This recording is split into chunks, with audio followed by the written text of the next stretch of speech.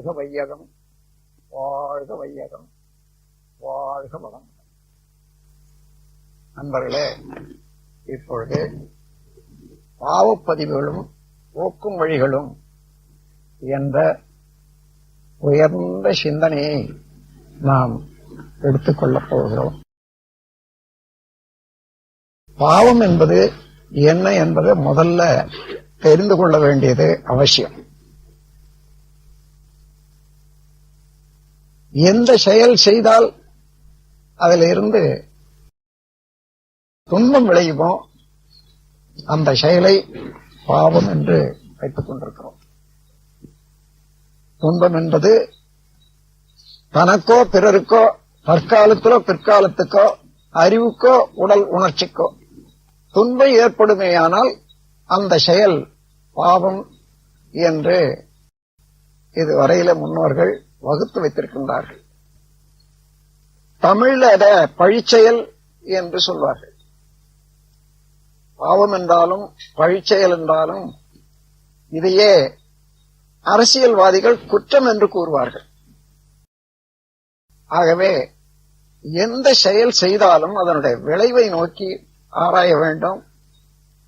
அந்த நேரத்தில் அந்த இடத்திலே அந்த விளைவு தனக்கோ பிறருக்கோ துன்பம் தருமையானால் அந்த செயலை செய்யாதிருக்க வேண்டும். இதுவே ஒழுக்கம் என்றும் புண்ணியம் என்றும் கூறப்படுகிறது. மனிதன் வாழ்க்கையே முன்பின் செய்த குற்றங்கள், பழிச்செயல் பதிவுகள் அல்லது நல்ல செயல்களுடைய பதிவுகள் இதை ஒட்டியே நடைபெற்று வருவதனால துன்பத்துக்குரிய செயல்கள் செய்யாதிருக்க பழகிக் கொள்ள வேண்டும். அதை தெரிந்து கொள்ள வேண்டும். அப்படியானால் பாவம் என்ற செயல்கள் எவ்வாறு எங்கே பதிவாகின்றன என்பதை தெரிந்து கொள்ள வேண்டியதும் அவசியம். மனித உடல்ல 3 அடுக்குகள் உள்ளதை உணரணும். பருவுடல், பிசிக்கல் பாடி, நுண்ணுடல், ஆஸ்ட்ரல் பாடி, காந்த உடல், காசல் பாடி. இந்த 3 ஒன்றுக்குள் ஒன்றாக இயங்கிக் கொண்டிருக்கிறதா மனிதன். இப்போ இந்த உடல் எப்படி இயங்கிக் கொண்டிருக்கிறது என்றதை சிறிது கவனிப்போம். எத்தனையோ கோடிக்கணக்கான செல்கள் ஒன்றோடு ஒன்று ஈர்த்து இணைந்து கொண்டு இப்ப உடலாக ஒரே உருவமாக காட்சி அளிக்கின்றது. அந்த செல்கள் ஒன்றோடு ஒன்று ஒட்டப்பட்டு இல்ல, இது கட்டப்பட்டே இல்லை. எப்படி இருக்கின்றன என்றால் ஈர்த்து ஒன்றை ஒன்று பிடித்துக் கொண்டிருக்கிறது. ஆங்கிலத்தில் கிளிங்கிங் என்று சொல்வார்கள். அது எப்படி என்றால் ஒவ்வொரு அணுவிலையும் அணுக்கூட்டத்திலையும் அந்த அணுவின் சுழற்சியினாலே ஏற்படக்கூடிய காந்த ஆற்றல் நிரம்பி இருப்பதனால அந்த ஈர்ப்பு சக்தியை காந்தமாகவும் அதுவே மிஞ்சி மேலோங்கி இயங்கும் போது தள்ளும் சக்தியாகும். அப்ப ஈர்ப்பு சக்தி தள்ளும் சக்தி என்ற 2 சக்திகளும் ஒன்று சேர்ந்து இயங்குவதுதான் காந்தாற்றல். இந்த உடலுக்குள்ளாக இருக்கக்கூடிய உயிராற்றல் ஒவ்வொரு துகளும் ஒவ்வொரு விண்துகளும் விரைவாக சுழன்று கொண்டே இருப்பதனால காந்த ஆற்றல் எப்பொழுதும் சார்ஜ், அதாவது கூடிக்கொண்டே இருக்கும். இந்த காந்த ஆற்றல் உடல்ல உள்ள செல்கள் எல்லாவற்றிலையும் நிரம்பி இருக்கும். மூளையில நிரம்பி இருக்கும். உடல்ல உள்ள எல்லா உறுப்புகள்லையும் நிரம்பி இருக்கும். இந்த காந்த ஆற்றல் தான் அடித்தளத்திலே ஈர்ப்பு சக்தியாக இருந்து கொண்டு இந்த உடல் மையத்திலே கருமையமாக இருக்கிறது. ஏனென்றால் உடலிலே வேகமாக காந்த ஆற்றல் சுழலும் போது அது மையப்புள்ளி ஏற்பட்டு விடுகிறது. அந்த மையப்புள்ளியே ஈர்ப்பு மையமாகவும் செயல்படுகிறது. அப்போ ஒவ்வொரு ஜீவனுக்கும் இதை எடுத்து பார்த்தோமானால் மையமாக, அதாவது நீளத்திலையும் பக்க கனத்திலையும் எடுத்து அது மையம் பார்த்தோமானால் அந்த மையத்திலே அமைவதுதான் ஈர்ப்பு மையம். அது கருமையம் என்று வழங்கி வருகிறோம். ஆங்கிலத்திலே ஜெனட்டிக் சென்டர் என்று சொல்வார்கள். அந்த ஜெனட்டிக் சென்டர் பாருங்க, அதிகமான அழுத்தமுடைய காந்த ஆற்றல் அங்க இருப்பதனால உடல்ல ஓடிக்கொண்டே இருக்கக்கூடிய உயிராற்றல் அதற்கும் அதுவே மையமாக, இருப்பு மையமாக அமைந்து விடுகிறது. ஒவ்வொரு மனிதனுக்கும் 12 ஆண்டுகளுக்கு மேலாக பருவ வயது வரும்போது உடலிலே உற்பத்தியாகக்கூடிய விந்து அல்லது நாதமானது தன் உடலுக்கு தேவையானதுக்கு மேலாக மிச்சப்படுகிறது, சர்ப்ளஸ். அப்படி மிச்சப்படும் சக்தியானது மூளையிலேயே உற்பத்தி ஆனாலும் அது அங்கே தங்குவதற்கு இல்லை. அது சிறுக சிறுக சிறுக மையத்தில் வந்து சேர்ந்து விடுகிறது. அது கருமையத்தில், அதான் செக்ஸ் கிளாண்ட் என்று சொல்வார்கள். இப்ப கருமையம் என்றால் காந்த ஆற்றலினுடைய சுழற்சி ஒன்று, உயிராற்றலினுடைய சுழற்சி மையம் ஒன்று, உடல் இயக்கத்துக்கு, உடல் தோற்றத்துக்கும் முடிவுக்கும் காரணமாக இருக்கக்கூடிய விந்து நாதம், இந்த சக்தி வித்து குழம்பு, அதனுடைய மையம். இந்த 3 சேர்ந்து கூட்டு இயக்கம்தான் கருமையம் எனப்படுகிறது. இந்த கருமையத்துல நடக்கக்கூடிய விந்தைகளை முதல்ல தெரிந்து கொண்டாதான் நாம் செய்யக்கூடிய செயல்கள் எல்லாம் எப்படி பதிவாகி இருப்பாகி அது பாதுகாக்கப்பட்டு அவ்வப்போது மீண்டும் மீண்டும் எழுந்து செயலாகி நமக்கு நன்மையோ தீமையோ அளித்துக் கொண்டிருக்கிறது என்பதை தெரிந்து கொள்ளலாம். இப்போ உலகம் சுழன்று கொண்டிருக்கிறது. அந்த சுழற்சியில உலகம் முழுமையும் இருக்கக்கூடிய காந்த ஆற்றல் அதற்கு ஒரு மையத்தை ஏற்படுத்திக் கொள்ளுகிறது.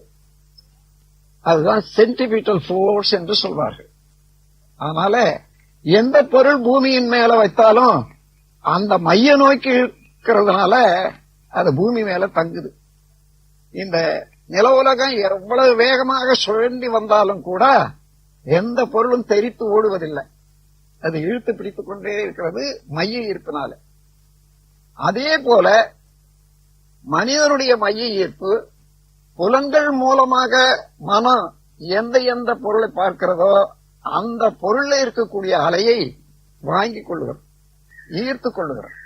அப்படி ஈர்த்து கருமையத்துல சுருக்கி இருப்பு வைத்துக் கொள்கிறது. பிறகு மீண்டும் மீண்டும் அதே இருப்பு வைத்த ஆற்றல் சுருங்கி இருக்கக்கூடிய அந்த காந்த ஆற்றல் மீண்டும் மூளைக்கு வந்து அது விரித்து காட்டும் போது எண்ணங்களாக வருகிறது. எண்ணங்கள் ஏற்பட போது அது அடுத்து செயல்கள் உண்டாகும். இப்படி எந்த செயல் செய்தாலும் நமக்குள்ளாகவே பதிவாக வைத்து அந்த பதிவு அவ்வளவு சேர்ந்து மனிதனுடைய அறிவாட்சி தரமாக அமைகிறது. இப்பொழுது நாம் ஒரு மயிலை பார்க்கிறோம். 5 அடி நீளம், 2 அடி உயரம் இருக்கிறது. அப்படி இருக்கக்கூடிய மயில் ஆனது கண்ணிலே பிரதிபலிக்கிறது. எவ்வளவு இருக்கும்? சிறிய கொசு அளவில் தான் அது பிரதிபலிப்பு கண்ணிலே தெரியும். அந்த அவ்வளவு சிறிய அளவில் இருக்கக்கூடிய பிரதிபலிப்புல மயிலினுடைய முழு உருவமும் அதனுடைய அழகும் அப்படியே சுருங்கி இருப்பதை பார்க்கலாம். ஒருவர் மயிலை பார்க்கும்போது மற்றவர் அவருடைய கண்ணை பார்த்தா இந்த உண்மை நன்றாக விளங்கும். இறையாற்றல்னால எங்கும் நிறைந்த இறைவழி எந்த பொருளையும் சுருக்கிக் கொண்டே இருக்கும். சூழ்ந்தழுத்தும் காரணத்தினால. அதனால எவ்வளவு தொலைவு போனாலும் அந்த தொலைவுக்கு தகுந்தவாறு அந்த பொருள் அளவிலேயே சுருங்கித்தான் தெரியும். நாம் ஒரு பெரிய ஏரோப்ளேனை பார்க்கிறோம், கிட்ட பார்க்கிற போது எவ்வளவு இருக்கிறது, பறந்து அது போக போக போக போக ஒரு 30 மைலுக்கு வரையில சிறிய அளவுல சுருங்கிடும். 30 மைலுக்கு அப்பால போனா இருக்கிறதே தெரியாது. அதுதான் கண்ணனுடைய பார்வையினுடைய தூரம். அப்போ அந்த அளவு எந்த பொருளையும் சுருக்கிக் கொள்வது இறைவனுடைய சூழ்ந்தழுத்தக்கூடிய ஒரு ஆற்றல். அந்த முறையில 4 அடி 2 அடி உள்ள மயில் சுருங்கி புள்ளி வழி ஒரு கொசு அளவுல கண்ணில் பிரதிபலித்தது. அதே ஆங்கிள் உள்ள போற போது, மூளையில போற போது புள்ளி அளவுல வந்துடும். அது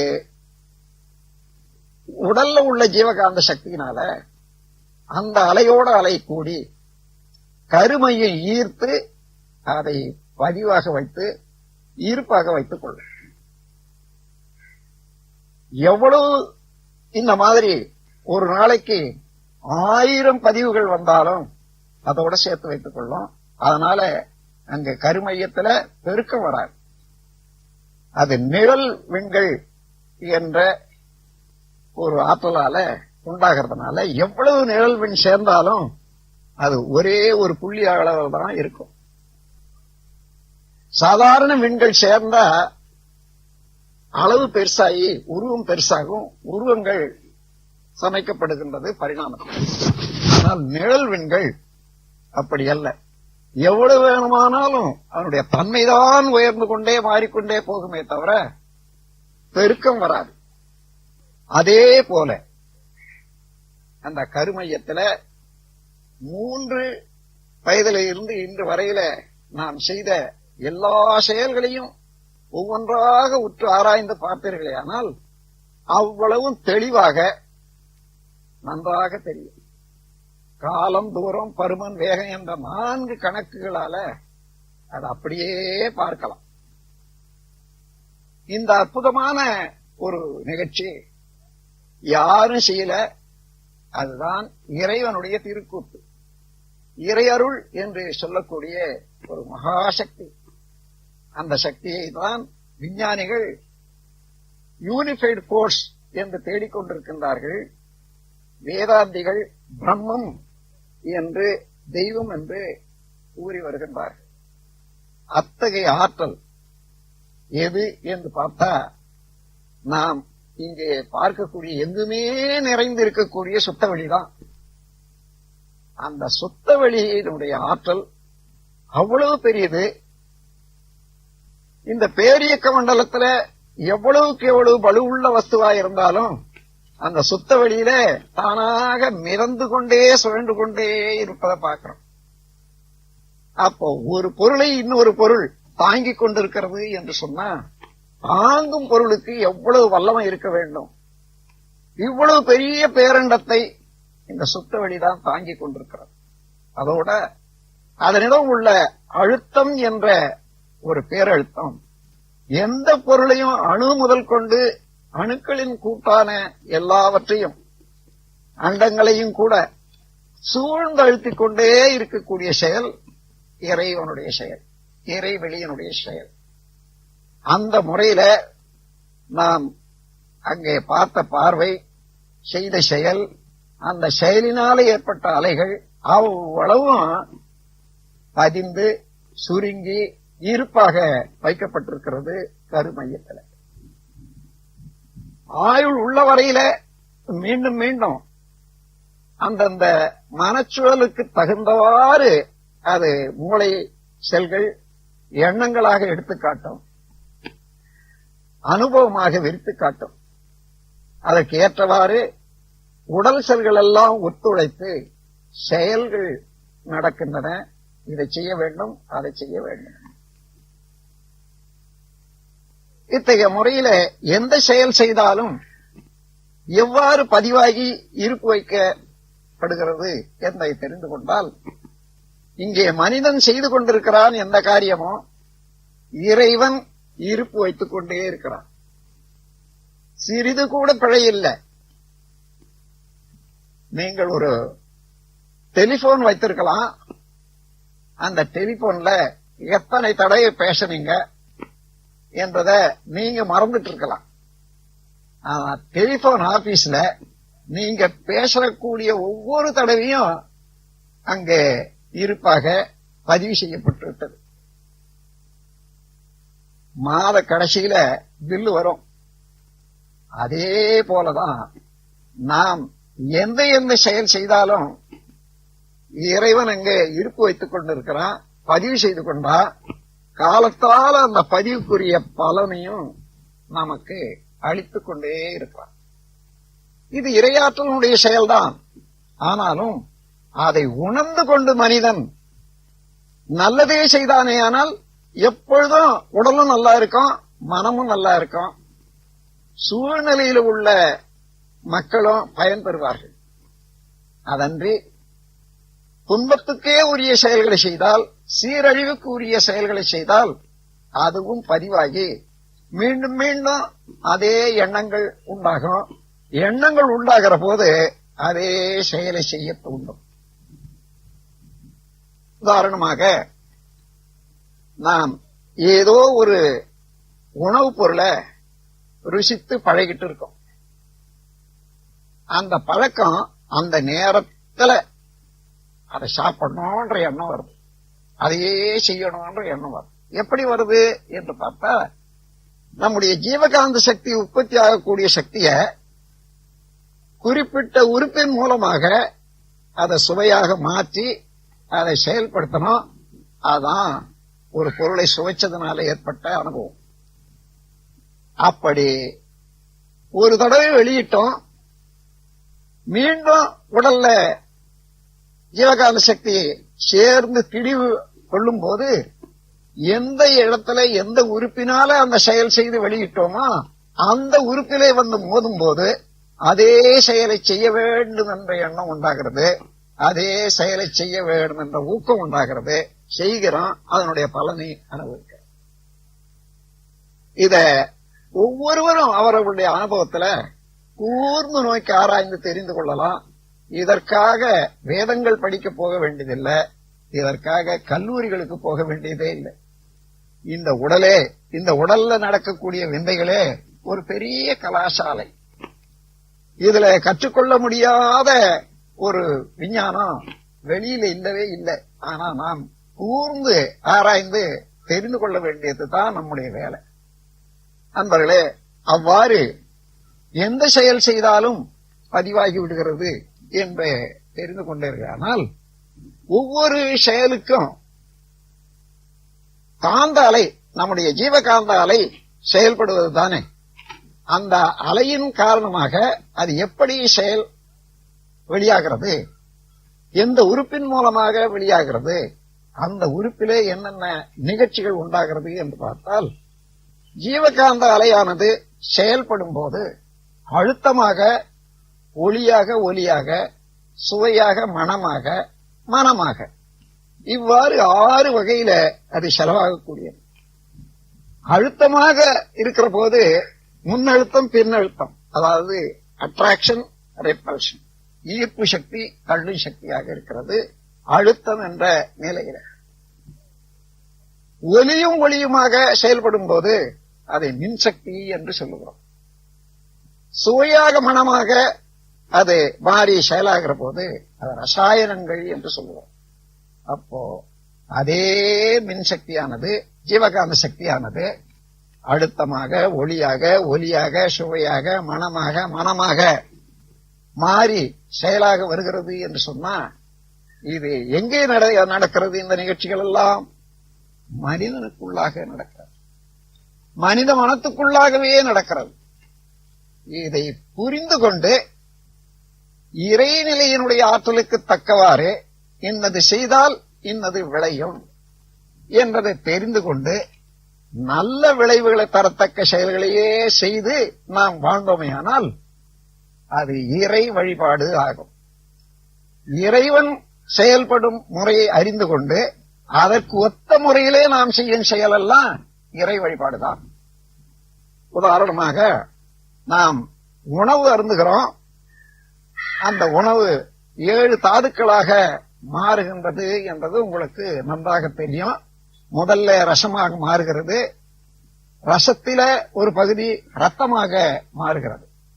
ரத்தத்திலே ஒரு பகுதி சதையாக மாறுகிறது. சதையிலே இருந்து கொழுப்பு வடிகட்டப்பட்டு அது கொழுப்பாக மாறுகிறது.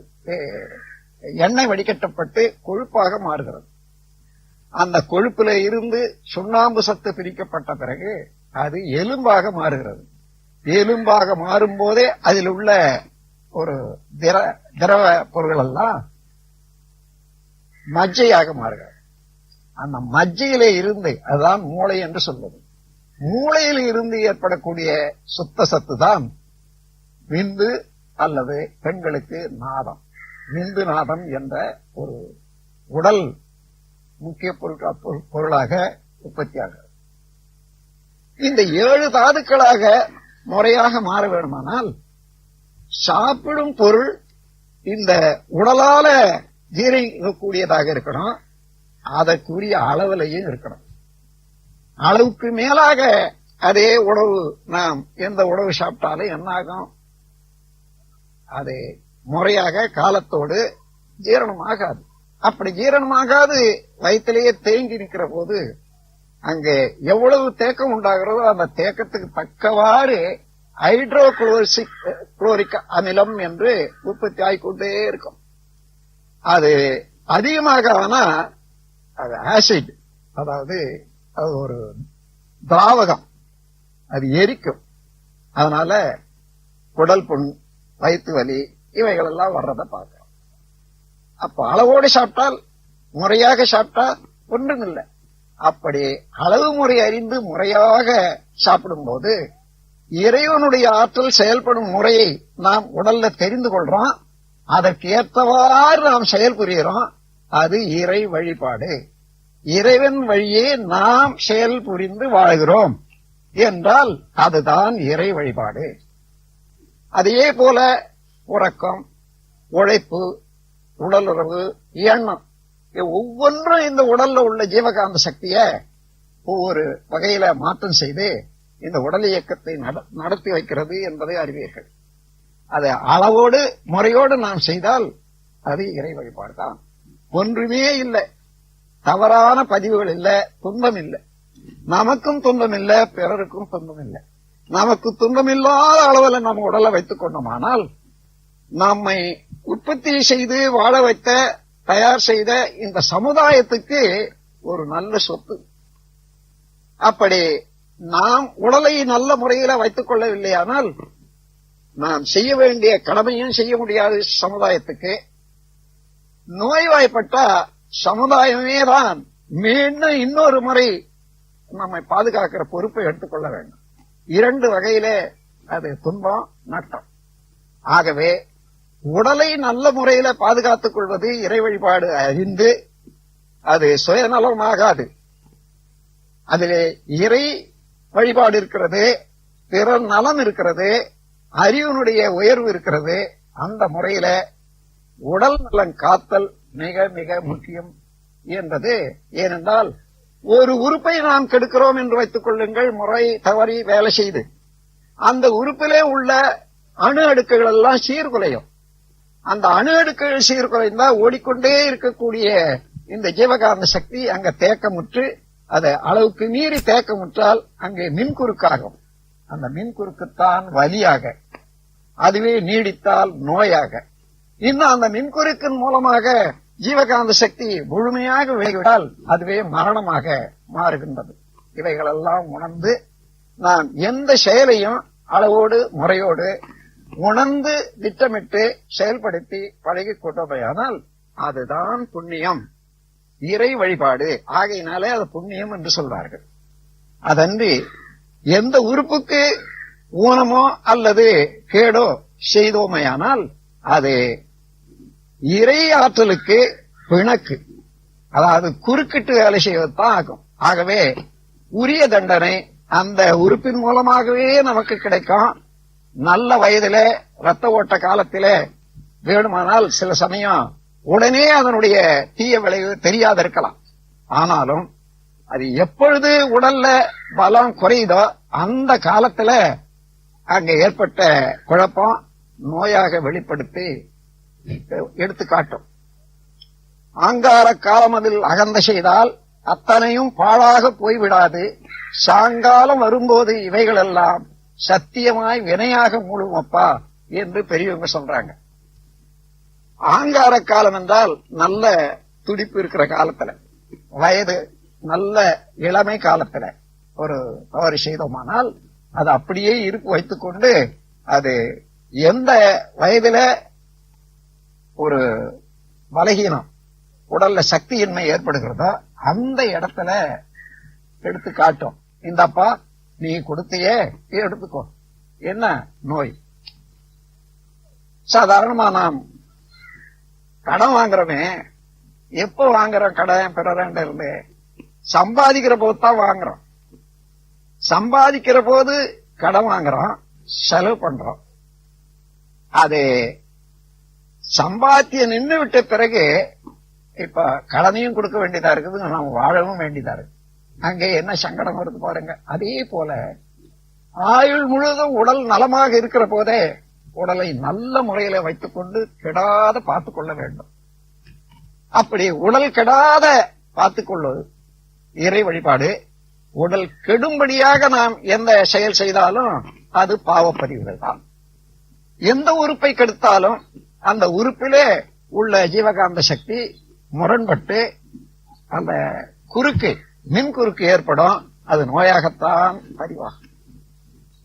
எந்த உறுப்புல பதிவானாலும் சரி, அது அதனுடைய முழுமையான மூலம் கருமையத்துல பதிவாகிவிடும்.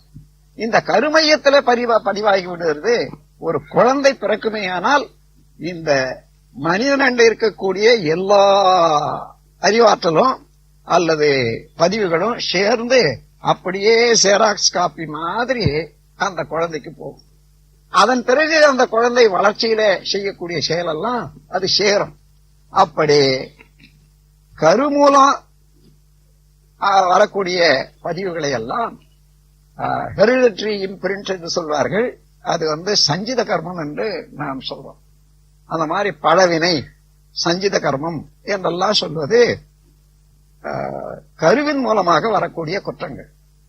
அதோடு ஒவ்வொருவரும் பிறக்கிற போதே இந்த கருவின் மூலம் எத்தனை தலைமுறையில என்ன என்ன செய்தார்களோ அவைகளெல்லாம் தொடர்ந்து வந்து கொண்டேதான் இருக்கிறது. நாம் தனியாக இல்லவே இல்லை.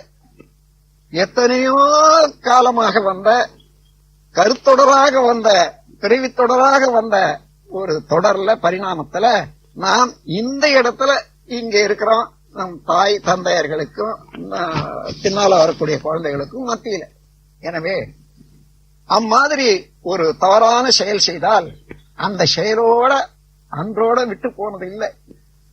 அது நம்ம உடலையும் உள்ளத்திலையும் பதிந்து நீண்ட கால தொடராக நம் வாழ்நாள் முழுவதும் இருப்பதோடு நமக்கு பின்னால பிறக்கக்கூடிய குழந்தைகளுக்கும் தொடர்ந்து பல பிறவிகளுக்கும் ஒரு தவறான காரியத்தில் ஏற்படக்கூடிய பதிவுகள், பாவப்பதிவுகள் தொடர்ந்து சென்று கொண்டே இருக்கும். ஒரு குடும்பத்தில் டயபெட்டிஸ் நீர் வியாதி இருக்கிறது என்று வைத்துக் கொள்ளுங்கள். அந்த குடும்பத்தில இருந்து அடுத்த தலைமுறையில அது நீர் வியாதி எல்லாருக்கும் வரும். சிலருக்கு அந்தந்த காலத்தில் இருக்கக்கூடிய உழைப்பு அல்லது அறிவு செயல் இதற்கு தகுந்தவாறு வெளிக்காட்டாமல் அடங்கி இருக்கும். ஆனால் வியாதி உள்ள இருக்கவே இருக்கும். அந்த மாதிரியான வியாதிகள் எல்லாம் கருத்தொடராக வரக்கூடிய ஹெரிடிட்டரி டிசீஸ் என்று சொல்வார்கள்.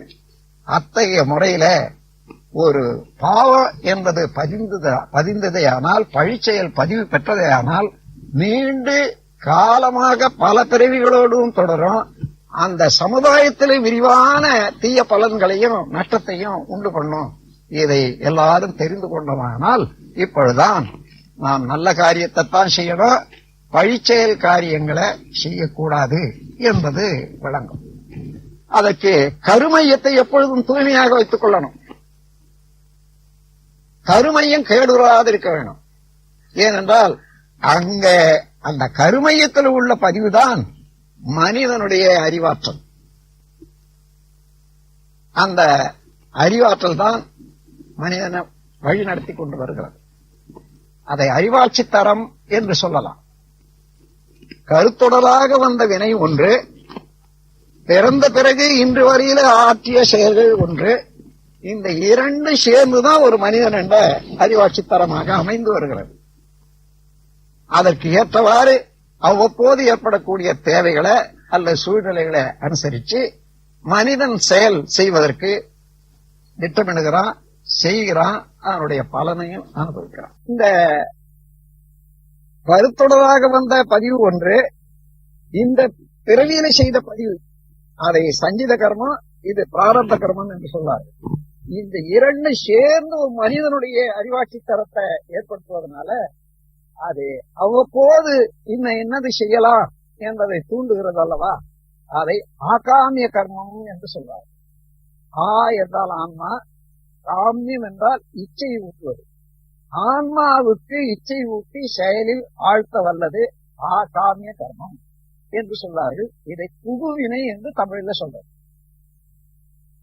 தமிழறிஞர்கள் எல்லாம் நீண்ட காலமாக வந்த ஒரு கருத்தொடரை வினையா இருந்தாலும் சரி, அதை ஒட்டித்தானே இவன் இந்த பிறவியில செய்திருக்கிறான். ஆகையினால இத பழவினை என்று ஒரே சொல்லாக எடுத்துக்கொண்டார்கள். பழவினை என்றும் அதில் இருந்து பிறக்கக்கூடியது புதுவினை என்றும் இருவினை என்ற ஒரு கருத்து கோட்பாடு தமிழ் நூல்கள்ல தமிழ் பெரியார்கள் எல்லாம் சொல்லியுள்ளார். அதனால இருவினை என்றாலும் சரி, மூன்று வினை என்றாலும் சரி, நான் சொல்லிய விளக்கம் தான் அதுக்கு பொருத்தமாக இருக்கு.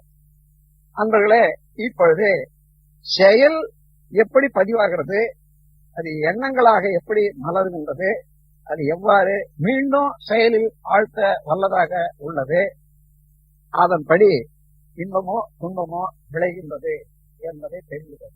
இப்பொழுது நாம் இறந்து வாழ்ந்து கொண்டிருக்கிறோம். நமக்கு இருக்கக்கூடிய துன்பம் ஏதேனும் வருகிறது என்று சொன்னால் வினைப்பதிவின் காரணமாகத்தான் அந்த துன்பம் வரும். வினைப்பதிவின் எடுத்துக்காட்டு ஒரு மனிதனிடம் பாவச் செயல்கள் பதிவாகி இருக்கின்றன என்பது எடுத்துக்காட்டு என்ன என்றால், உடலிலே நோய், உள்ளத்திலே களங்கம், குழப்பம். உள்ளத்திலே குழப்பமும் களங்கமும் இருக்குமேயானால் அது அழிச்செயல் பதிவுகளை எடுத்துக்காட்டுகிறது. அதே போல உடலிலே நோய் இருக்குமேயானால் பழிச்செயல் பதிவுகளை எடுத்துக்காட்டுகிறார். அந்த இதெல்லாம் அறிகுறி, சிக்னிபிகன்ஸ், இதெல்லாம் உணர்ந்து கொண்டோம்னால் இப்போ நம்மிடம் உள்ள துன்பத்துக்கு காரணம் என்ன, நோய்க்கு காரணம் என்ன, இதற்கு முன்னே நாம் ஆற்றிய அல்லது நம் பெரியோர்கள் முன்னோர்கள் ஆற்றிய செயல்களின் விளைவுதான். இந்த பதிவுகளை நீக்கும் வரையில அதே பதிவுகள் திரும்ப திரும்ப செயலில் ஆழ்த்தம் அதே விளைவுகளை தந்து கொண்டிருக்கும். ஆகையினால இந்த உண்மையை ஆறாவது அறிவின் ஆராய்ச்சியினால உணர்ந்து கொண்டு, இறைநிலையினுடைய ஆற்றலை உணர்ந்து கொண்டு, அந்த தேவையில்லாத பதிவுகளை போக்கிக் கொண்டோமேயானால் நாம் கருமையத்தில தூய்மையாக நம்மை வைத்துக் கொள்ளலாம். அறிவாட்சி தரம் மேன்மையாக அமையும். அதனால வாழ்க்கையில அமைதி, அறிவின் தெளிவு, உயர்ந்த நிலை இவைகளெல்லாம் உண்டாகும். ஆகவே அத்தகைய முறையில நம்முடைய பதிவுகளை மாற்றி அமைக்க வேண்டும். அந்த பதிவுகளை மாற்றி அமைத்தால்தான் மனிதன் யார் என்று சரியாக நாம் ஆராய்ச்சி செய்து பார்த்தால், இயற்கை என்று ஒன்றை மனதில் வைத்துக் கொள்ளுங்கள். இயற்கையிலிருந்து எதையுமே பிரிக்க முடியாது, எல்லாமே இயற்கை சேர்ந்ததுதான். இயற்கையை நான்காக பிரிக்கலாம். ஆதி நிலையான சுத்த வெளி ஒன்று, அதிலிருந்து தோன்றிய அணு 2, அணுக்கள் கூடிய அண்டங்களெல்லாம் 3, அந்த அண்டத்திலே ஒன்றான உலகிலே தோன்றிய ஜீவராசிகள் 1. ஆக இறைவழி, விண், அண்டங்கள், உயிர்கள், இந்த 4 பிரிவையும் ஒன்றாக சேர்த்து ஒரே வார்த்தையில சொன்னா அதன் பேர் தான் இயற்கை. இயற்கை என்றால் எதையுமே பிரித்து பேசவே முடியாது. அந்த இயற்கையில அடித்தளமாக ஆதியாக எல்லாம் வந்த முழுமுதற்குள்ளாக உள்ளதை அதை பரம்பொருள் என்றோம், இறைநிலை என்றோம் நாம் சொல்லுவோம். அதே இறைநிலை இருப்பு நிலையில, ஆதி நிலையில பூரணம், நிறைவு, அறிவு என்று முத்தரம் உடையதாக இருந்தது. இந்த முத்தரம் உடையதாக இருந்த ஆதிநிலை பரிணாமத்தில 3 திறமாக மலர்ச்சி பெறுகிறது. பரிணாமம், இயல்பூக்கம், கூர்தலறம். பரிணாமம் என்றால் அணுவானது அணுக்கள் இணைந்து பல விதமான பொருட்களானது, அண்டங்களானது, உயிர்களானது, இதெல்லாம் பரிணாமம் தான். அந்தந்த நிலைக்கு கூட்டுக்கு தகுந்தவாறு செயல் வேறுபாடுகள், இயக்க வேறுபாடுகள் உண்டாகுது அல்லவா, அது இயல்பூக்கம். அந்தந்த நிலைக்கு தகுந்தவாறு தானாகவே அந்த ஊக்கம் ஏற்படும், செயல் ஏற்படும், இயல்பூக்கம். மனிதனாக அல்ல ஜீவனாக பிறந்த பிறகு எந்த செயல் செய்தாலும் அதற்குரிய இன்பமோ துன்பமோ விளைவாக வரும். இது கூர்தல் அறம். கூர்தல் என்றால் நுண்மான் நுழை புலம் என்று சொல்வார்கள். அந்த மாதிரி நுண்ணிய பெனிட்ரேட்டிவ் நாலேஜ், அறிவு, ஆம்னிஷியன்ஸ் என்று ஆங்கிலத்தில் சொல்வார்கள். அந்த மாதிரி முத்தறிவு என்று தமிழில் சொல்வார்கள். அந்த முத்தறிவு தான் கூர்தலறம். இயற்கையினுடைய நீதி தவறவே தவறாது.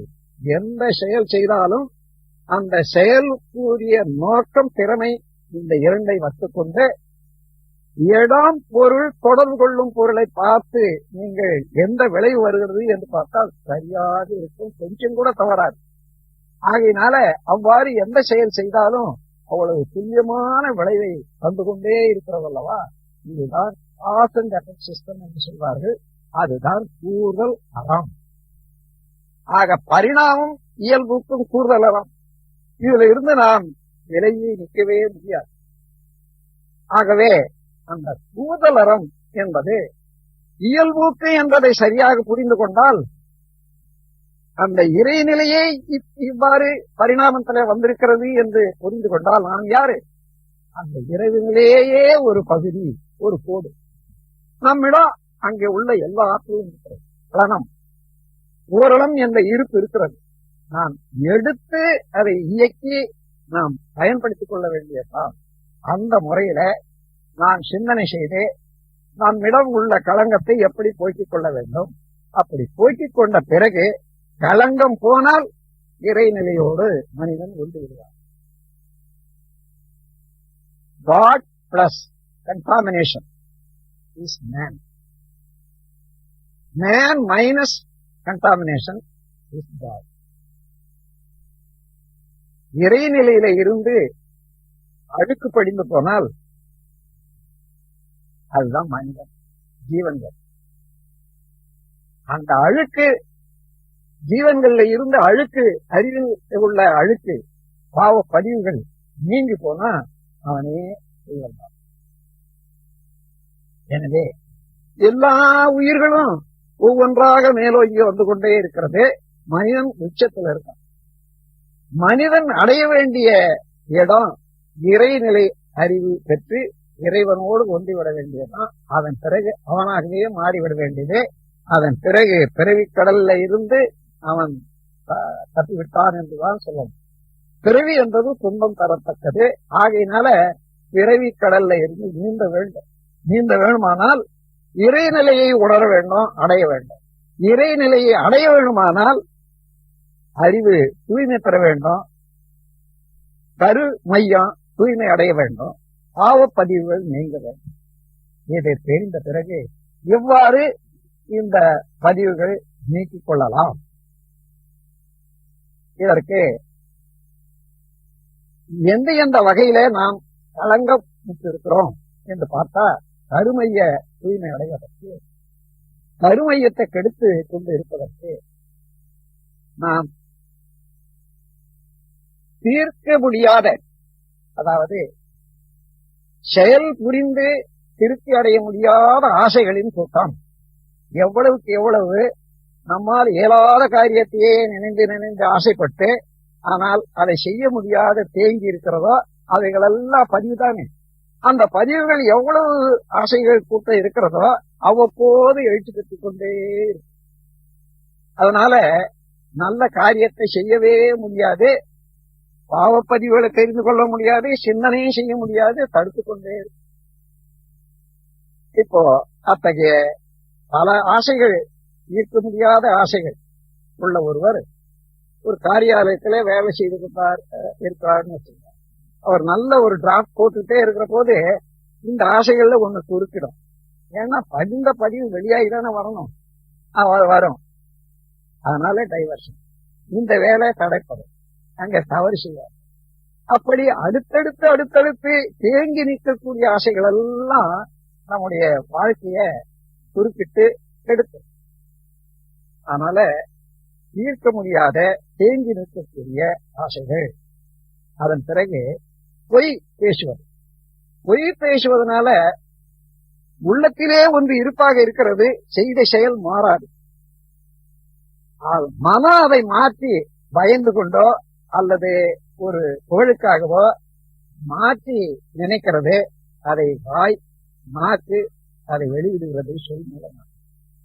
அப்போ உள்ளே இருக்கக்கூடிய இருப்பு வேற, மன இயக்கம் வேற, நாக்கு வேற, மூன்றும் வேறுபட்டு போகும்.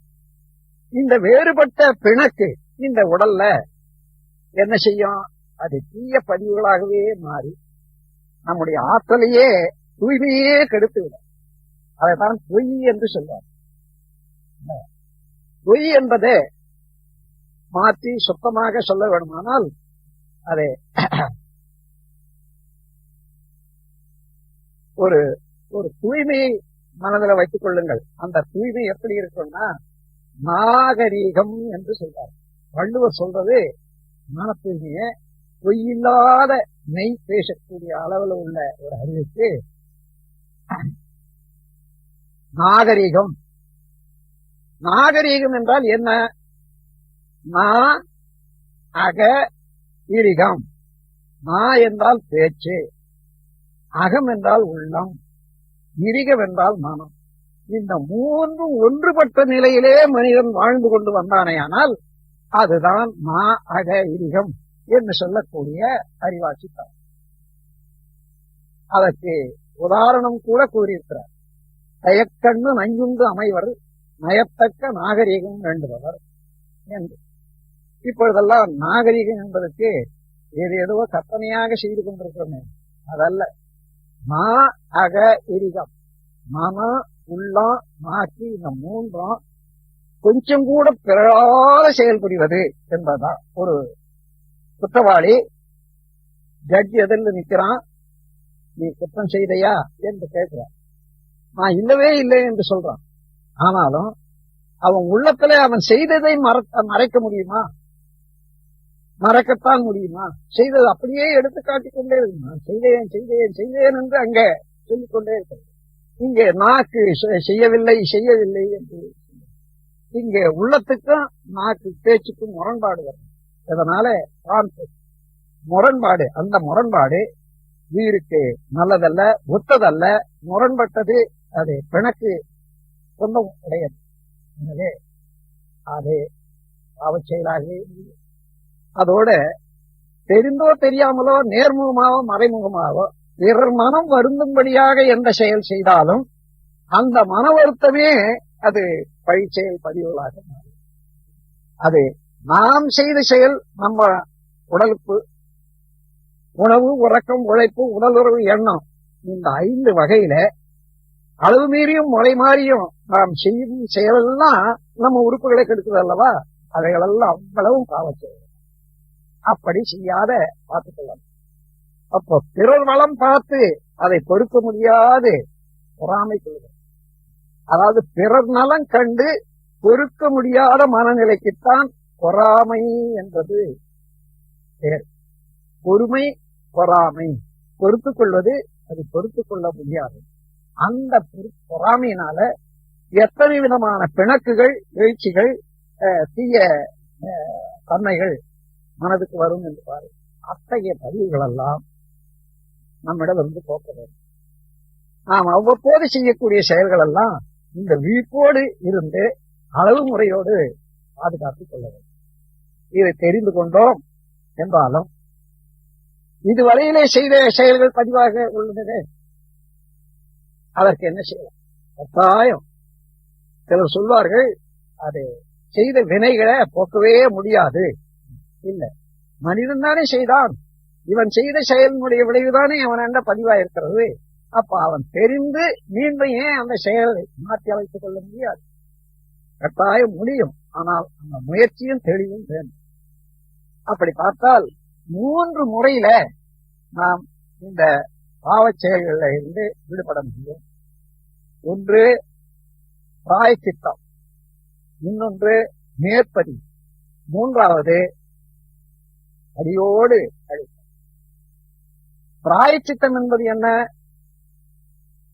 இன்று மத்தியானம் அதிகமா சாப்பிட்டு அது அவர்தானே. மாலையில வயிறு உப்புசமா இருக்குது, ஏதோ ஏப்பம் வருது, சரியா இல்ல, அப்படியே விட்டுட்டோம்னா ராத்திரிக்கு போய் சாப்பிட்டோம்னா என்ன ஆகும்? அது அதே துன்பம் அதிகரித்து நோயாக மாறும். நாம் செய்த தவறு இப்பொழுது உணர்ந்து விட்டோம். அப்ப என்ன? இரவு சாப்பாட்டுக்கு போகும்போது சாப்பாடு வேண்டாம், கொஞ்சம் தண்ணியை சாப்பிட்டுட்டு நிம்மதியா பட்டு காலையில எழுந்தா உடம்பு நல்லா இருக்கு. இதுதான் பிராயச்சித்தம். எந்த தவறு செய்தமோ அதே முறையில அந்த தவறை திருத்திக் கொள்வது பிராயச்சித்தம். ஒரு இளம் வாலிபன் ஏதோ அவனுக்கு தேவையை கேட்டா அம்மா கொடுக்கல, ரொம்ப அலட்சியமாக பேசிட்டார், திட்டார். அம்மா மனம் வருத்தப்பட்டு கொடுத்தார். இவனுக்கும் அது மனம் தாங்கல. அந்த வருத்தத்தினுடைய அலை இவனுக்கு மனம் நிம்மதி இல்லை. பள்ளிக்கூடம் போறான், மறுபடியும் காலேஜிலிருந்து வரும்போது அதே தொந்தரவு இருக்குது. அம்மா, நான் தவறு செய்துட்டேன், உன்னை திட்டம்மா, என்னை மன்னிச்சுக்கோ, இனிமே நான் மாதிரி செய்ய மாட்டேன், எனக்கும் மனம் கொள்ளல, உனக்கு எவ்வளவு துன்பமா இருக்கும் என்றதை நான் உணர்ந்தேன், மன்னித்துக் கொள்ளம்மா என்று சொன்னான்னா அந்த அம்மையார் என்ன சொல்வாரு? அப்பா, நீ உணர்ந்துட்டிய அதுவே போதுமே, அதுவே மன்னிப்புதான், நீ எல்லாம் நல்ல இறைவன் உன்னை காப்பாற்றட்டும், நீ அதை நான் மறந்துட்டேன், நீ நல்லபடியா இருப்பா அப்படித்தானே சொல்ல. அதோட அந்த பழிச்செயல் பதிவும் போச்சு, இனிமே செய்ய முடியாத ஒரு தெளிவும் வந்தாச்சு. இது பிராயச்சித்தம். ஒருவர் சைக்கிளை ஓட்டிட்டு போறாரு, ஒரு அம்மையார் தலையில பால் கூட எடுத்துட்டு வர்றாரு. கொஞ்சம் இடிச்சிட்டு விழுந்து போச்சு பால் கூட. விழுந்த நிக்குமா பால் கொட்டி போச்சு. அப்பா, இந்த மாதிரி செய்துட்டே என்று அழற. உடனே அவன் இறங்கி, அம்மா, நான் தவறாக செய்துட்டேன், இந்த பால் என்ன விலை, எங்க கிடைக்கும், நான் வாங்கி கொடுத்துட்றேம்மா என்று அழைச்சிட்டு போய் அதே பால் வாங்கி கொடுத்து, அம்மா என்ன மன்னிச்சுங்க சொல்லிட்டு வந்தாங்க. அந்த மனதுல அந்த தீய பதிவுகள் வருமா? ஏற்பட்டது விழுந்துட்ட பிறகு, பால் குடம் விழுந்த போது எல்லாம் கொட்டி கொடுத்த பிறகு அந்த மன வருத்தம் ஏற்பட்டது உண்மைதான். ஆனா அந்த பதிவு உடனே அவன் செய்த நல்ல செயல் காரணமாக அது தூய்மையாகிவிட்டது. இதுதான் பிராயச்சித்தம். இவ்வாறு எந்த செயல் செய்தாலும் அந்த பதிவு ஆழம் போகாத, அதனுடைய விளைவுகள், தீய விளைவுகள் நீடிக்காத முன்னமாகவே அதை திருத்திக் கொள்வது பிராயச்சித்தம், எக்ஸ்பியேஷன் என்று ஆங்கிலத்திலே சொல்லுவோம். அதன் பிறகு மேற்பதிவு. மேல்பதிவு என்று சொன்னா என்ன?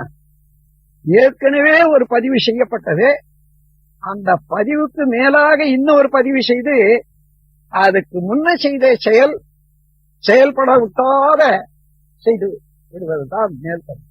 அத உதாரணமாக இப்ப நான் பேசுறேன், இத அங்க டேப்ல பதிவு செய்யறேன், ரெக்கார்டர்ல போட்டா இதே பேச்சு தெரியும் கேட்க. ஆனா அந்த அதே டேப் மேல இன்னும் கொஞ்சம் வாய்ஸ் அதிகமா வச்சு ஒரு பாடல்களை ஏதோ ஒரு பாடலை டேப் பண்ண, அதன் பிறகு போட்டா என்ன கேட்கும்? மேல இரண்டாவது ஒலி அதிகமாக கொடுத்து பதிவு செய்தத்தான் கேட்கும், மற்றது செயலுக்கு போகும். அதே போன்று சில பதிவுகளை மேல் பதிவின் காரணமாக, மேல் பதிவின் மூலமாக நாம் செயலுக்கு போக செய்யலாம். எப்படி? இப்போ ஒரு மனிதன் ஏதோ தவறாக சிதைவுகளை மூலமாக கற்றுக்கொண்டது கள்ளு குடிக்கிறது, சாராயம் குடிக்கிறத கற்றுக்கொண்டான். குறிப்பிட்ட நேரத்துல 8 மணி தினந்தோறும் சாராயம் குடிச்சாதான் அவனால இருக்க முடியும். அப்படி பழகி போச்சு. அதிகமான நாள் இம்மாதிரி சாராயம் குடிக்க போது சாராயத்தினுடைய வேகம் உடல் தாங்காது, உடலை எரிச்சு விட்டது, இருதயம் பாழாய் போச்சு, லங்ஸ் கெட்டு போச்சு, அதுல பல நோய் வந்தாச்சு. டாக்டராண்ட போறா, டாக்டர் சொல்றாரு, நீ ஆல்கஹால் சாப்பிட்டா இனிமே சாப்பிட்டா உயிர் வாழ முடியாது, அடியோட நிறுத்தி விடணும், அதற்கு மேலதான் நான் மருந்து கொடுக்க முடியும் சொல்றான். சொல்றான், எனக்கு 15-20 ஆண்டு காலமாக இது பழக்கமாய் போச்சு டாக்டர், என்னால விடவே முடியாது, நான் ஒன்றும் செய்ய முடியாது, ஏதாவது நீங்க வழி சொல்லணும். சரி, நீங்க சொல்றேன், நீ சைக்கியாட்ரிஸ்ட் டாக்டர் அங்க போய் கேளு, அவங்க நல்ல வழி சொல்லி கொடுப்பாங்க என்று அவர் அட்ரஸ் கொடுக்கிறார். இவர் ஒரு குல வைத்தியர், குலநோய் இருக்கக்கூடிய ஒரு மருத்துவராக போய் சொல்றாரு, அப்பா நீ இந்த சாராயம் குடிக்கிறத விட்டுதான், அதை வைத்துக் கொண்டிருக்கிற வரைக்கும் எனக்கு இந்த நோய் போகாது, மேலும் மேலும் அதிகரிக்கும் என்று சொல்ற. நீங்க வழி சொல்லுங்க, என்னால விட முடியலையே, இவ்வளவு காலமா 7 மணி 8 மணி வந்தா என்னுடைய உடல் சாராயம் சாராயம் என்று கத்துற மாதிரியா இருக்கு. அப்படியானா நான் ஒண்ணு சொல்றேன், 7 மணிக்கு மேலதானே நினைவு வருது, நீ 6:45 மணிக்கெல்லாம் நல்ல ஒரு டம்ளர் பால் எடுத்து அதுக்கு சர்க்கரை, பாதம் பருப்பு இதெல்லாம் சேர்த்து நல்ல மசாலா பால் என்று சாப்பிடுது. ஒரு வயிறு நிறைய அதை சாப்பிட்ட பிறகு எனக்கு அந்த எண்ணம் மாறிடும். ஆனாலும் முதல் 2-3 நாளைக்கு அது சிரமமாகத்தான் இருக்கும், அதை தாங்கிக் கொள்ளத்தான் வேணும்.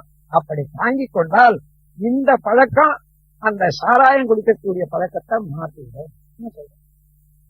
இதை கேட்டுக்கொண்டா இது நல்லாதான் இருக்குது, நாம் அதுதான் செய்யணும் என்றது வர்ற வழியெல்லாம் இவனுடைய உடல்ல இருக்கக்கூடிய ஒவ்வொரு செல்லும், ஏமாத்த பாக்குறியா, என்ன ஏமாத்த பாக்குறியா, எனக்கு ஆல்கஹால் தான் வேணும், எனக்கு சாராயம் தான் வேணும்னு கத்துது. எல்லா உடல்ல உள்ள ஒவ்வொரு செல்லும் அந்த மாதிரியான எண்ணத்தை தூண்டு. எப்படியோ நான் உறுதி எடுத்துக்கொண்டேன், அப்படிதான் செய்யணும் என்று ஒரு நாளைக்கு பால் சாப்பிடுறான், மசாலா பால். அன்னைக்கும் இந்த நாக்கில பால் வைக்கிற போது திடீர்னு நான் கேட்டது, திடீர்னு என்னை ஏமாத்திரியே என்று சொல்ற மாதிரியாவே இருக்காது. இது எல்லாம் துணியோட எதிர்த்து அன்று போச்சு. மறுநாளையும் அதையே செய்யறான். அப்படி ஒரு 4-5 நாள் செய்த பிறகு ஆல்கஹால் நினைவு வர்றதுக்கு பதிலாக பால் சாப்பிடணும்ன்ற எண்ணம், அதுல வந்த பயன், அதுல சுவை, இவைகள் எல்லாம் சேர்ந்து அது சாராயத்துக்கு பதில் பால் மேல பற்று உண்டாகிறது. அப்படியே மாறி போறோம். அதனால உடல் நலம் பெற்று போறாது இல்லையா? இதுதான் மேல் பதிவு. ஏற்கனவே சாராயம் குடித்த பதிவு ஆழமாக இருக்கிறது. அதை விட ஆழமான பதிவாக இப்பொழுது பால் குடிச்சு அந்த பதிவை மேல் பதிவாக்கிட்டோம். அதனால அந்த நேரம் வரும்போது சாராய எண்ணம் வருது, ஆனா அதுக்கு மேலாக பால் எண்ணமும் வரும். இது சாப்பிடக்கூடாது அது என்பதும், இதையே சாப்பிடணும்ன்ற எண்ணமும் போராடிக்கொண்டே இருந்து சில நாள்ல இதை வெற்றி பெற செய்யணும். ஆனாலும் அவன் ஒன்று செய்யணும், இதற்கு முன்னே சாராயம் குடிச்ச போது எந்தெந்த ஃப்ரெண்ட்ஸ் எந்தெந்த சிநேகிதர்கள் கூட இருந்தாங்களோ அவங்கள பார்த்து அவங்களோட கூட கிளப்புக்கு போனான்னு வச்சுக்கங்க, அத்தோட போச்சு. இந்த மேல் பதிவும் போச்சு, கீழ்பதிவும் போச்சு, எல்லாம் போய் புதிய பதிவு வந்தா ஆயுள் பதிவும் அதனால அந்த மாதிரி மாற்றும் போதெல்லாம் அதுக்குரிய சூழ்நிலையினுடைய காரணத்தையும் மாற்றிக்கொண்டு தெளிவாக இருக்க வேண்டும். அதே போல இப்போ கருமூலமாக வந்த வியாதி ஹெரிடிட்டி டிசீஸ் என்று சொன்னார்களே, ஒரு டயபெட்டிஸ் இருக்கிறது, பாட்டனாருக்கு இருந்தது, அப்பாவுக்கு இருந்தது, என்னுடைய அண்ணனுக்கும் வந்தாச்சு என்று ஒரு பையனுக்கு கேட்டு இப்பொழுதே நான் அதை மாற்றிக்கொள்ளணும், தடுத்துக் கொள்ளணும்னு நினைக்கிறேன். அப்போ ஒரு யோகசாலைக்கு போறான், ஒரு எக்ஸசைஸ் முறையெல்லாம் சொல்லி கொடுக்குறேன். இணையத்துல அதாவது ஸ்கிரீனுடைய இயக்கத்தை சரியாக நடத்தக்கூடிய வலி ஏற்படக்கூடிய எக்ஸசைஸ் உடல் பயிற்சி சொல்லிக் கொடுக்குறாங்க. முறையாக செய்யறோம். அங்க ஏற்படக்கூடிய அந்த கருவியில ஏற்படக்கூடிய பலம், அந்த நோய் வரக்கூடிய காலம் வந்த பிறகு கூட அதை வராத தடுத்து ஆரோக்கியமாக வாழ. இப்ப என்ன, ஏற்கனவே ஹெரிடிட்டி டிசீஸ் இருந்தது, அது வரக்கூடிய தருணத்துல அதை மாற்றணும். இந்த முறையில மேல் பதிவு எதை எதை செய்து மாற்ற வேணும் என்று தெரிந்து கொண்டு செய்தோமானால் பல பதிவுகளை, தேவையில்லாத பாவ பதிவுகளை மாற்றி அமைத்துக் கொள்ளலாம். அதன் பிறகு அடியோடு அழித்தல். என்ன என்ன பாவங்கள் அல்லது பழிச்செயல்கள் உடல்ல பதிவாகி இருக்கிறதோ நம்ம கருமையத்துல அவ்வளவையும் போக்கிவிடக்கூடியது என்ன என்றால், இவன் மனிதன் என்ற எண்ணமும் அவனுக்கு துணையாக இருக்கக்கூடிய மக்கள், பொருட்கள் இவைகளிலேயே பற்றும் இருக்கிற வரைக்கும் தொடர்ந்த செயல்கள் வந்துட்டே இருக்கு. இதற்கு மேலாக நான் எங்க இருந்து வந்தேன், எங்க போகணும், நான் யாரு என்றதை விசாரணை செய்து யோக சாதனையின் மூலமாக ஆராய்ச்சி செய்து அறிவை அறிந்து அதன் மூலமாக இறைவனை உணர்ந்து கொண்டார்கள். இறைவனே தான் அணுவாகி அண்டங்களாகி உயிர்களாகி நான் இருக்கேன். மத்தியில ஏதோ தவறான காரியங்களை செய்தது பழிச்செயல் பதிவுகளாகி அது இனிமேல் அந்த காரியங்கள் எல்லாம் செய்ய மாட்டேன், நல்ல காரியமே செய்த இறை வழிபாட்டிலேயே நான் அயரா விழிப்போடு இருக்கேன் என்ற அளவுல உறுதிப்பாடு எடுத்துக்கொண்டு இறைநிலை உணர்வோடு வாழ முனைந்தானேயானால் எந்த பதிவும் அதற்கு மேல வேலை செய்ய முடியாது. இவன் செய்யக்கூடியதெல்லாம் நல்ல பதிவுகளாகவே உண்டாகும், நல்ல எண்ணங்களாக உண்டாகும், நல்ல செயல்களாகவே உண்டாகும். ஆகையினால அடியோடு அந்த பதிவுகள் எல்லாம் மாறி நல்ல தூய மனிதனாக மாறிவிடும். இதுதான் இத ஒரு ஆசிரங்கள்ல பார்க்கலாம். ஆழ்வார்களுக்கு ஏற்றிய பாசுரம் சரி, ஆண்டாள் பாசுரத்துல ஒண்ணு, ஓய பிழையும் புகுதருவார் இந்தனவும் தீயினில் தூசாகும் எத்தேரோர் என்பாவாய் என்று ஒரு கவிதை. அது மாயனை மண்ணு வடமுதிரை மைந்தனை தூய தெருநீர் யமுனை குறைவனை தாயை குடல் விளக்கும் செய்த தாமோதரனை வாயினால் பாடி மனத்தினால் சிந்திக்க ஓய பிழையும் புகுதருவார் இந்தனவும் தீயினில் தூசாகும் செத்தேரோர் என்பாவாய். ஓயப்பிழையன்னா சங்கீதகர், புகுதருவார் இந்தனவன் என்றால் இப்படி இனி செய்ய வேண்டிய ஆகாமிட்டார். இந்த இரண்டு வினைகளும் பழைய வினையும் ஓடிவிடும், இனிமே வினை தீய வினை செய்ய முடியாத அளவுக்கு நமக்கு விழிப்புணர்வு வந்துவிடும் இறைநிலை உணர்வுனால என்று சொல்லியிருக்கார். அந்த முறையில இறைநிலை விளக்கம் பெற்று அந்த இறைவனுடைய காட்சி, அவனுடைய இருப்பை எல்லா பொருட்களிடத்திலையும் எல்லா உயிர்களிடத்திலையும் இருப்பதை தெரிந்து கொண்டோம்னால் நம்ம உடல்ல நடைபெறக்கூடிய இயக்கங்கள் எல்லாம் இறைவனுடைய ஆற்றலாகவே நடக்கிறது என்பதை தெரிந்து கொண்டால், அதாவது இறைவழி சூழ்ந்தழுத்தம், அதில் இருக்கக்கூடிய அணுக்கள் அதையும் சூழ்ந்தழுத்தம், அண்டங்கள், இந்த உயிர்கள் எல்லாவற்றிலையும் சூழ்ந்து அழுத்திக் கொண்டிருக்கிறது இறைவன் தானே. அந்த அழுத்தத்திலே இருந்து வரக்கூடிய காந்த சக்தி அழுத்தமா ஒளியா, ஒளியா சுவையா மனமாக மாறி இயங்கிக் கொண்டே இருக்கிறது. எல்லாம் இறைவனே. என்ற தெளிவு வந்துவிட்டதானால் அந்த தெளிவு மறவாத செயல் புரியும் ஆற்றலும் ஒரு மனிதன் பெற்றுவிட்டானால் பார்க்குமிடமெல்லாம் அவன் எதை பார்க்கிறான்? இறைவனையே தான் பார்க்க முடியும். பார்க்கும் ஒவ்வொரு இடத்திலையும் நிரம்பி இருப்பது இறைவனுடைய ஆற்றலேதான். இதை உணர்ந்து கொண்டானால் அவனுக்குள்ளாகவும் புறமாகவும் மற்ற எந்த பொருளையும் இறைவனை காணக்கூடிய ஆற்றல் வந்துவிட்டதே. ஆனால் எப்பொழுதும் அவச்செயல் புரியவும் மாட்டான். இதுவரைக்கும் செய்த அவச்செய பதிவுகள் யாவும் தூய்மை அடைந்து விடும். அதிலே இருந்து இறைவனோட ஒன்றி விடுவதற்கு தக்க தகுதியுடையவனாக மாறிவிடுகிறான், ஒன்றி விடுகிறான், பிறவி பயன் பெற்றுவிட்டான் என்று சொல்ல வேண்டியதான் அந்த நிலையில. அந்த முறையில இனி பதிவு இருந்தால்தான் பிறவி வரும். அதனால இனிமேல் பிறவியும் இல்லை என்ற அளவுல முழு பெற்று விட்டான் என்பதாக மாறுகிறது. அத்தகைய முக்தி பெறுவதற்கு, மன அமைதி பெறுவதற்கு, தூய்மை பெறுவதற்கு, பேரின்பம் பெறுவதற்கு உரிய இந்த அகத்தூய்மை அவப்பதிவுகளை போக்கும் வழி கண்டு அதன்படி நடந்து செயலாற்றி எல்லாரும் உய்வோம் என்று கூறி நான் இந்த உரையை முடிக்கிறேன். வாழ்க வளமுடன்.